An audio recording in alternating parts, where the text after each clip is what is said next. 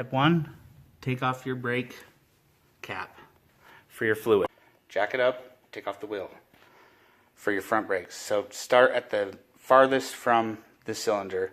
That's where you want to get the wheel off. We're going to remove that bolt and another bolt that's on the bottom right there. They both should have this like rubber thing on them. You're going to remove that bolt and take this assembly off. Some wheels have something else besides a bolt here.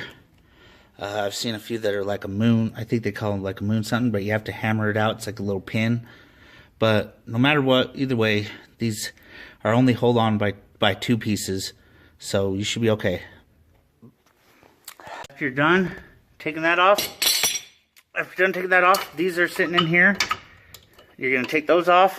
We're going to compress this with the C-clamp. All you have to do is to put the old brake back in. This brake wasn't too bad.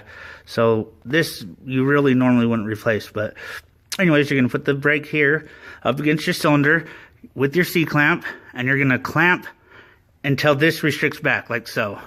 After you're done, it should be compressed back like so. You got it compressed, you're going to put your new brakes back in place. They have little grooves, so make sure that it follows the groove so it's in there right. One important step is you got to apply your lubricant. It goes here, and a little bit here, and a little bit here, and it should be good. Reassemble your brake. Push in if you need a little bit more extra room so it's not as hard to get that on. Re-put your cap back on, and you're done. Pump your brakes before you take off a few times just to get the fluid back in properly.